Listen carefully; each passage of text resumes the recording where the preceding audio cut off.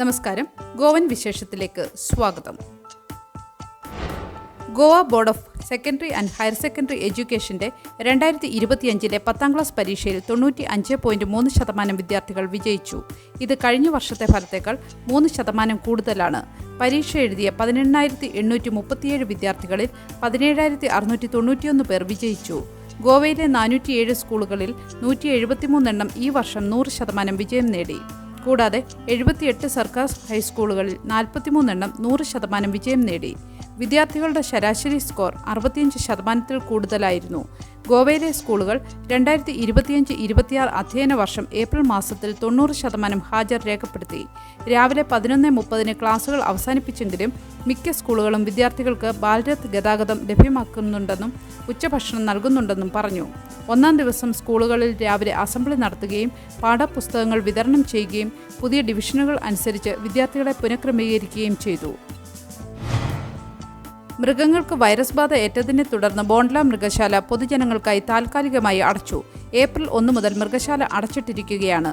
സംഭവത്തെ തുടർന്ന് മൃഗങ്ങളുടെ സാമ്പിളുകൾ ഭോപ്പാലിലെ ഒരു ലബോറട്ടറിയിൽ അയച്ച് രോഗത്തിന്റെ കൃത്യമായ കാരണം നിർണ്ണയിക്കാൻ വനം വകുപ്പ് തീരുമാനിച്ചു.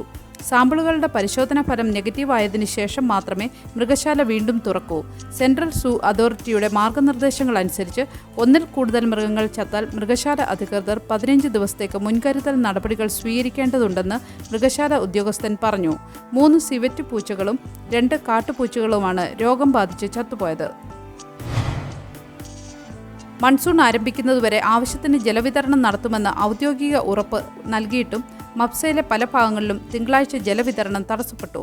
അവശ്യ സർവീസ് പുനഃസ്ഥാപിക്കുന്നതിലെ കാലതാമസത്തെ നാട്ടുകാർ ചോദ്യം ചെയ്തു. വാൽവ് തകരാറായതിനാലാണ് പൈപ്പ് ജലവിതരണത്തിൽ തടസ്സം നേരിട്ടത്. ചൊവ്വാഴ്ചയോടെ വിതരണം പുനഃസ്ഥാപിക്കുമെന്ന് അധികൃതർ വാഗ്ദാനം ചെയ്തിട്ടുണ്ട്. മർഗോയിൽ യാചകരുടെ എണ്ണം വർദ്ധിക്കുന്ന ഒരു സ്ഥിരം പ്രശ്നമാണ്. ഇത് താമസക്കാർക്കും സന്ദർശകർക്കും ഇടയിൽ ഒരുപോലെ അസ്വസ്ഥത വർദ്ധിപ്പിക്കുന്നു. ചില യാചകർ ആക്രമണകാരികളാണെന്നും മറ്റു ചിലർ ആരോഗ്യത്തിന് അപകടമുണ്ടാക്കുന്ന വൃത്തിഹീനമായ സാഹചര്യങ്ങളാണ് ജീവിക്കുന്നതെന്നും റിപ്പോർട്ടുകൾ സൂചിപ്പിക്കുന്നതിനാൽ ഈ പ്രശ്നം സുരക്ഷയെയും ശുചിത്വത്തെയും കുറിച്ചുള്ള ആശങ്കകൾ ഉയർത്തിയിട്ടുണ്ട്. നിരവധി യാചകർ തെരുവുകൾ കയ്യേറി പ്രവേശനം തടസ്സപ്പെടുത്തുന്നതായി കാണപ്പെടുന്നു. ബസ് സ്റ്റാൻഡ്, ഗതാഗത ജംഗ്ഷനുകൾ, മാർക്കറ്റുകൾ, വാണിജ്യ കേന്ദ്രങ്ങൾ തുടങ്ങിയ തിരക്കേറിയ പ്രദേശങ്ങളിൽ വർദ്ധിച്ചുവരുന്ന പ്രശ്നത്തെക്കുറിച്ച് പൊതുജനങ്ങൾ ആശങ്ക പ്രകടിപ്പിച്ചിട്ടുണ്ട്. LPG സിലിണ്ടറുകളുടെ വില 50 രൂപ വർദ്ധിപ്പിച്ചുകൊണ്ട് ഉജ്ജ്വല പദ്ധതി ഗുണഭോക്താക്കളുടെ വില 500 രൂപയിൽ നിന്ന് 550 രൂപയായും പൊതുജനങ്ങളുടെ വില 803 രൂപയിൽ നിന്ന് 853 രൂപയായും ഉയർത്തി. എണ്ണ വിപണന കമ്പനികളുടെ 43,000 കോടി രൂപയുടെ നഷ്ടം നികത്തുന്നതിനാണ് വില വർധനവ് ലക്ഷ്യമിടുന്നതെന്ന് കേന്ദ്ര പെട്രോളിയം മന്ത്രി ഹർദീപ് പുരി പറഞ്ഞു. നല്ലൊരു ദിവസം ആശംസിച്ചുകൊണ്ട് ഗോവൻ വിശേഷം ഇവിടെ പൂർണ്ണമാകുന്നു. എല്ലാ ദിവസവും വാർത്തകൾക്കായി ഫോളോ ചെയ്യണമെന്നും വാർത്തകളുടെ നോട്ടിഫിക്കേഷൻ ലഭിക്കാനായി ബെല്ലൈക്കൺ എനേബിൾ ചെയ്യണമെന്നും അഭ്യർത്ഥിക്കുന്നു.